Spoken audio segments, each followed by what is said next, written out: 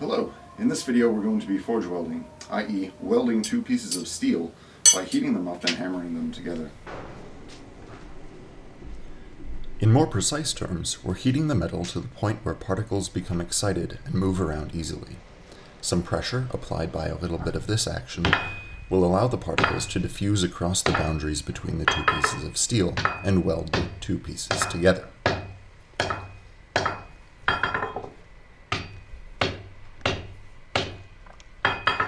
Now before we go on, we should go over the theory of how we're going to do this first. We can't simply drive the two pieces of steel together like this, because the ends of the bar are perpendicular to the piece of steel we're welding it to. This is called a shearing plane. This way, the ends of the bar will drive into the other stock and create cracks, like you see here. Going back to the two pieces before, we can add a taper onto the end so the entire surface is in a welding plane. This way the two pieces will weld together, forming a diagonal weld line. One more thing to consider is that the two pieces shown here are being subjected to a lot of heat and oxidation from the forge. If no precautions are taken, they'll heat up and oxidize to the point where they become much thinner than the parent stock.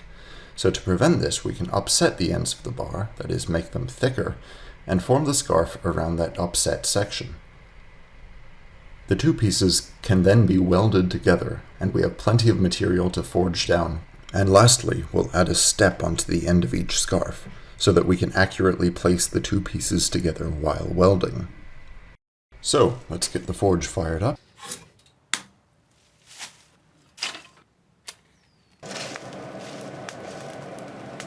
Alright, so now that it's all fired up, we're going to take a short heat on the very end of the bar.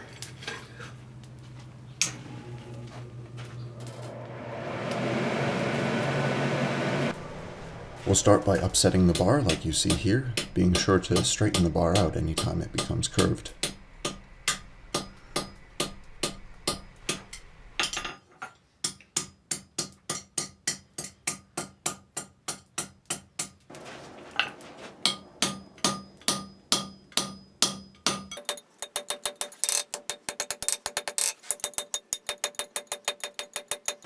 To prevent the end from mushrooming out too much, we can upset it into a square corner like you see here. This will form a slight 45-degree chamfer on the end. As you can see here, the ends of the bar are upsetted nicely. So we're going to begin by forming a short taper on the end of the bar. We don't want this to be a long taper, because the longer the taper is, and the narrower it is, the more awkward it's going to be to weld to the other stock.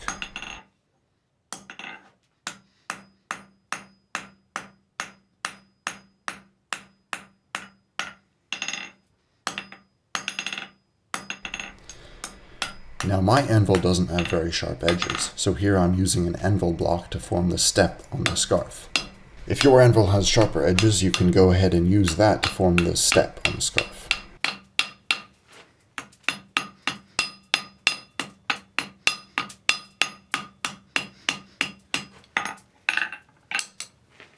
There you can see our completed scarf. Now onto the other one.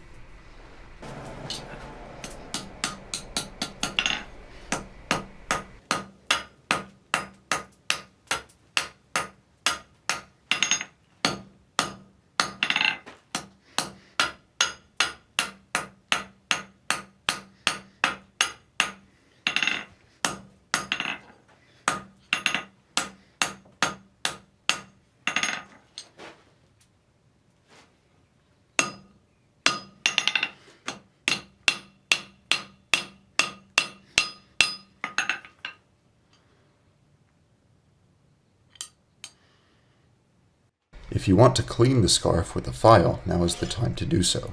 Filing will remove any excess scaling or oxidation on the surface of the metal and allow them to weld together more easily. One thing to keep in mind is that we want to keep rounded edges on our scarf, so that as we weld it together, scale and flux will be forced out of the weld. And here's how they're going to fit together. Now to prevent oxidation on the metal, we flux it. As flux, I'm using simple borax. This melts and creates a glaze over the metal that prevents it from becoming oxidized.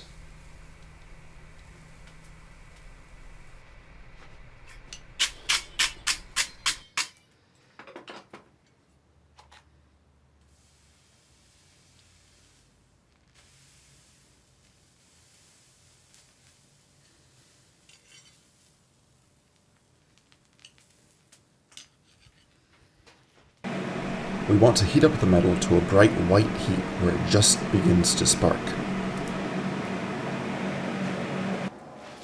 And here we weld it together. Now this is just a tack weld to hold the two pieces together.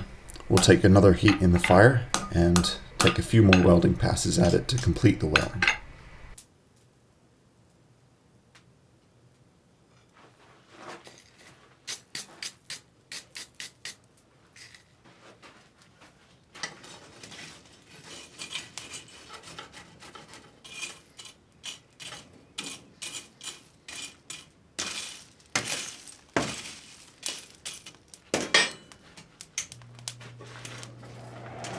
This is the main welding heat, where the steel becomes solidly welded together.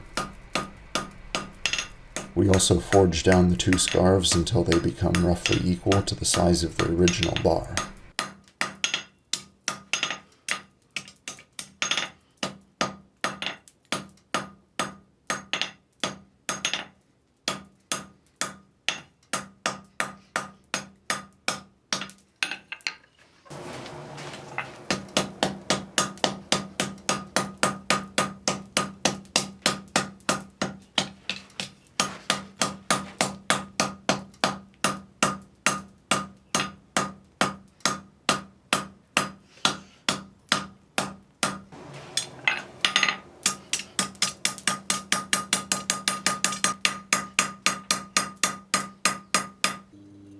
Here's the completed weld. As you can see, there's very little evidence of any weld lines. Okay, so now to test the weld, I'm just going to bend it real quick.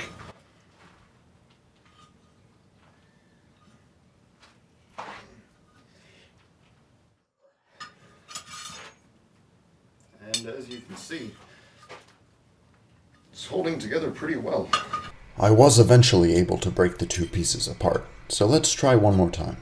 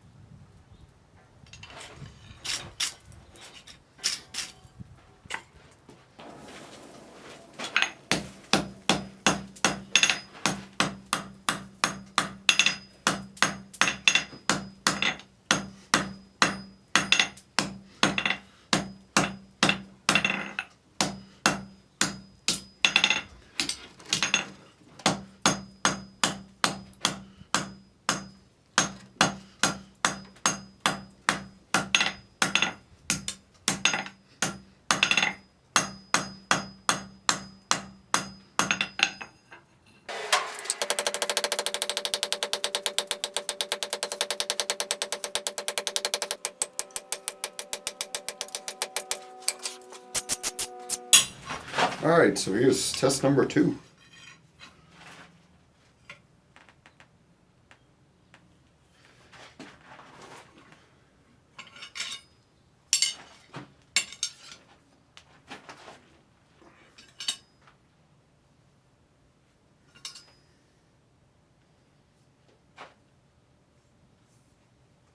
It's pretty good. Now that we know how to forge weld, a good project is making chain.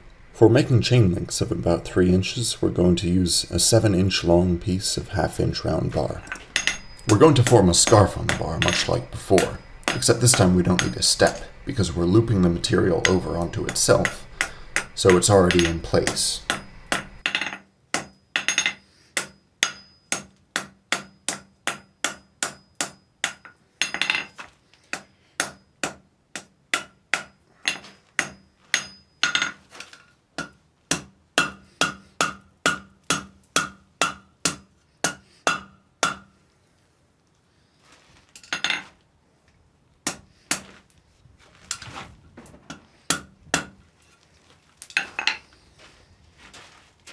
On the other side, we're going to do the same thing, making a taper in the opposite direction from the one we did before.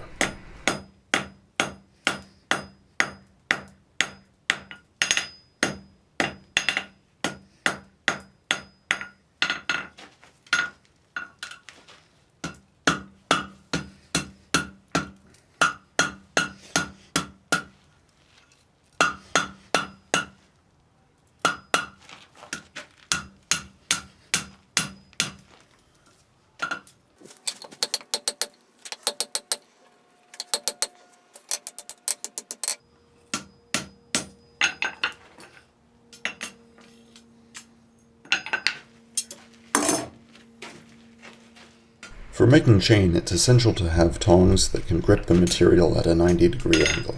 Here I'm using some tongs I made a while back.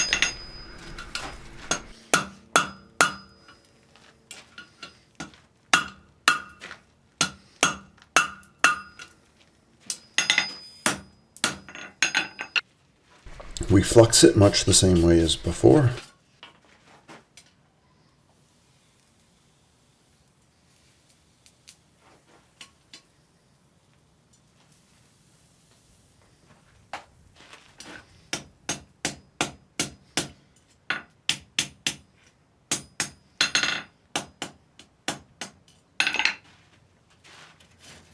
And now we weld the link together. We move over to the horn of the anvil to complete the weld and form the rounded shape on the end of the link.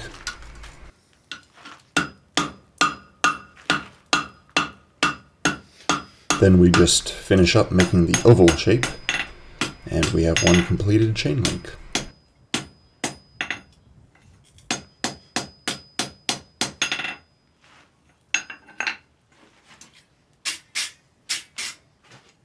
Now to weld the links together, we slip them on 1 or 2 at a time, and simply close up the other one.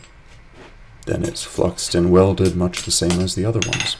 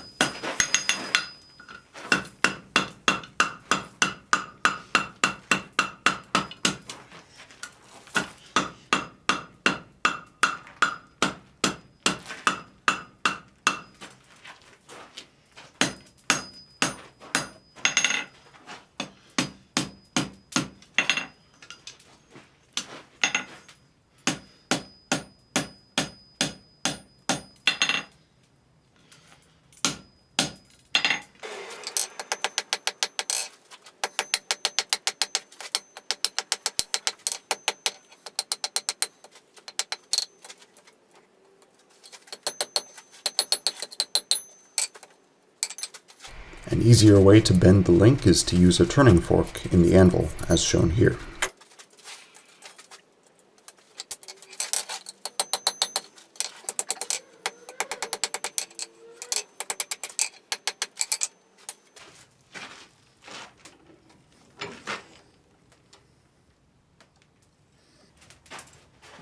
Now we can join 2 pieces of chain together by putting them onto the same link.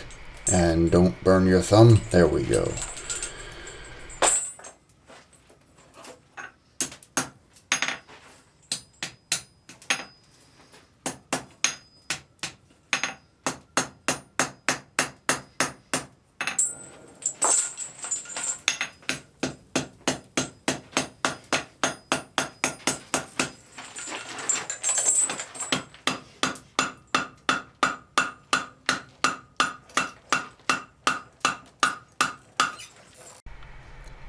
And there we have our completed chain. Thanks a lot for watching.